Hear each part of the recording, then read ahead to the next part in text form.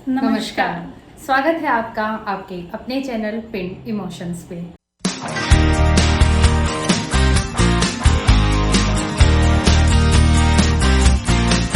आज हम आए हैं, जैसा कि आप टाइटल देख के ही पहचान गए होंगे, सावन के सोमवार पर बात करने।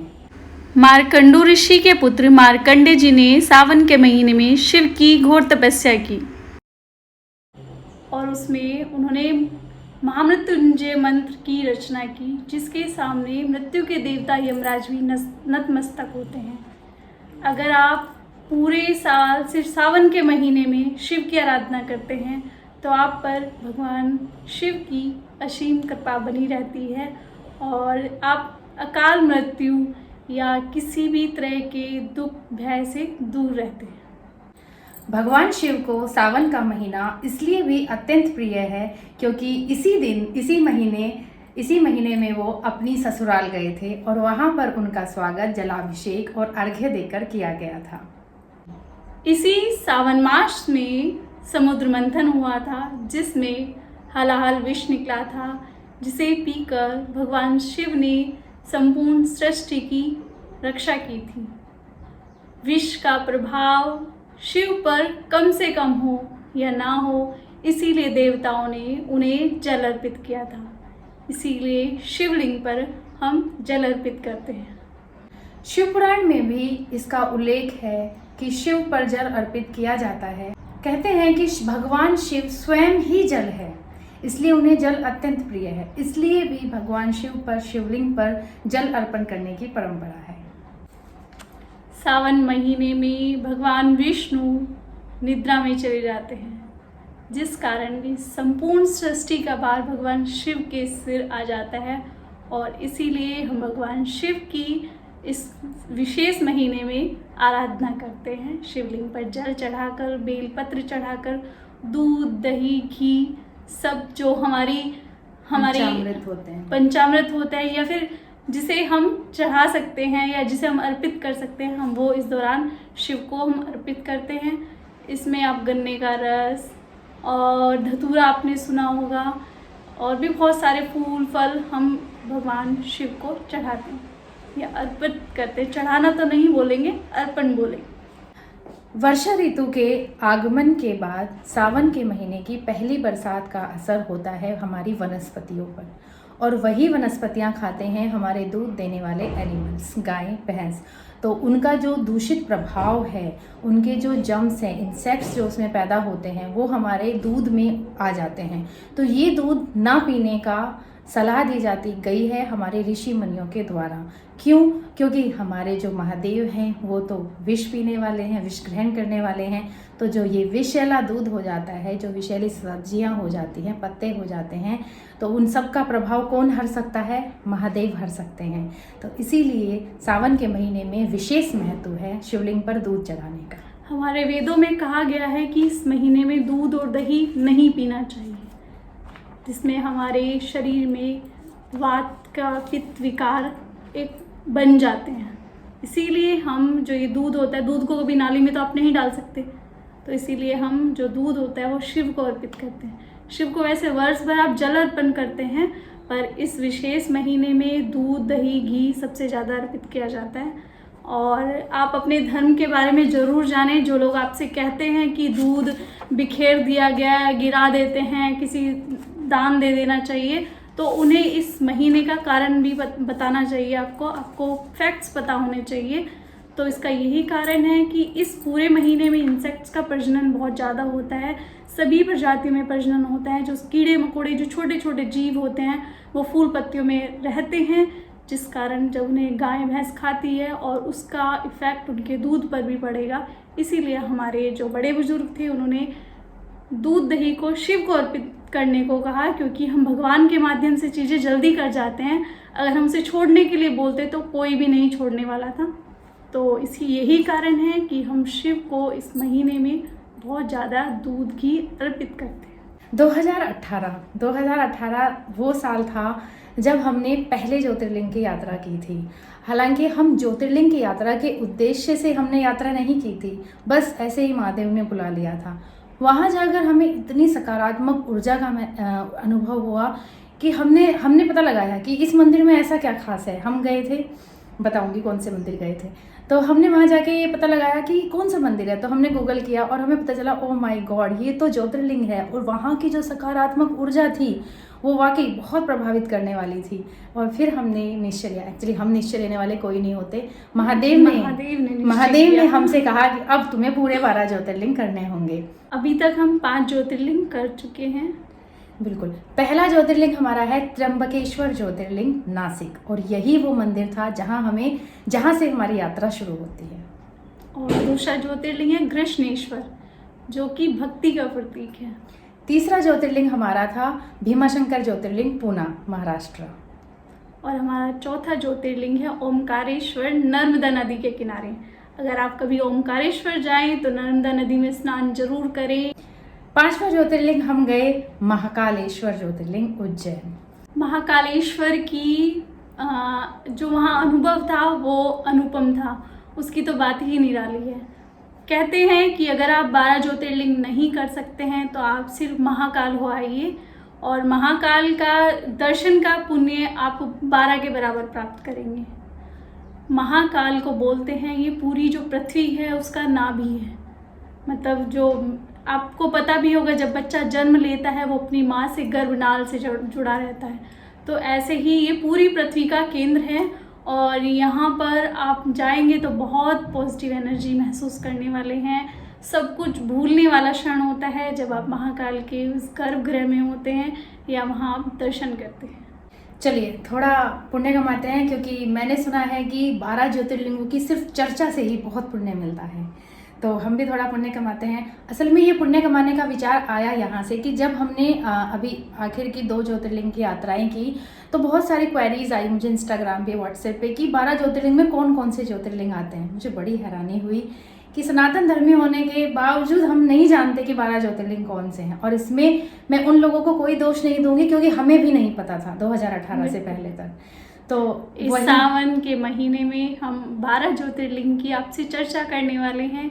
और हम क्या करने वाले हैं, महादेव अपनी, कहते हैं ना, अपनी तारीफ खुद करवाने वाले हैं। बिल्कुल। 12 ज्योतिर्लिंगों में सबसे पहले स्थान पर जो ज्योतिर्लिंग आता है वो है सोमनाथ, जो गुजरात के सौराष्ट्र जिले में है और समुद्र के किनारे है। समुद्र की ध्वनि आपको चारों तरफ महसूस होगी, लेकिन मंदिर के अंदर वो ज़्यादा सुनाई नहीं देती है।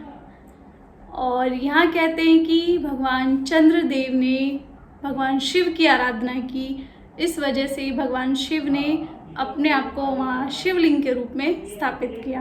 और चंद्रदेव का एक नाम सोम। हाँ, चंद्रदेव का एक नाम सोम भी है, और उन्हीं के नाम पर भगवान शिव का नाम यहाँ पर सोमनाथ पड़ा। अच्छा, आप सोमनाथ के बारे में एक चीज़ और जानते होंगे, जो महमूद गजनवी था उसी ने 16 बार आक्रमण कर इस मंदिर को तोड़ा था, और आज भी मंदिर इतना ही भव्य है। तो किसी के तोड़ने से चीज़ें टूटती नहीं है और भव्य हो जाती है। सोमनाथ आक्रमण का एक व्लॉग हमारे चैनल पर है। सोमनाथ जो है एक किताब है, आक्रमण से रिलेटेड ही है, और आचार्य श्री चतुर्सेन जी ने लिखी है। आप जरूर एक बार वो व्लॉग जाकर देखें अगर अभी तक आपने देखा नहीं है। ये बात सिर्फ इतिहास की नहीं, आपको जानकारी होनी चाहिए आपके देश में क्या हुआ था, क्या चल रहा था, आपकी जड़ें कहाँ से है। दूसरा ज्योतिर्लिंग है मल्लिकार्जुन, आंध्र प्रदेश। मल्लिकार्जुन ज्योतिर्लिंग आंध्र प्रदेश में कृष्णा जिले में कृष्णा नदी के तट पर श्रीशैल पर्वत पर बना हुआ है। माना जाता है कि मल्लिकार्जुन ज्योतिर्लिंग एकमात्र ऐसा ज्योतिर्लिंग है जहां महादेव देवी पार्वती के साथ ज्योति के रूप में विराजमान है। मल्लिकार्जुन कहते हैं कि यहाँ मल्लिकार्जुन ज्योतिर्लिंग के दर्शन मात्र से ही अश्वमेघ यज्ञ का फल मिल जाता है। अगर आप सनातनी हैं तो अश्वमेघ यज्ञ से भली भांति परिचित हैं। तीसरा ज्योतिर्लिंग महाकालेश्वर, जो उज्जैन में है और शिप्रा नदी के किनारे है। उज्जैन में आप सभी को पता होगा महाकुंभ भी भरता है, जो 12 साल में एक बार आता है। इसी मंदिर के पास शक्तिपीठ हरिसिद्ध मंदिर भी स्थित है, वहाँ के भी दर्शन आप जरूर करें।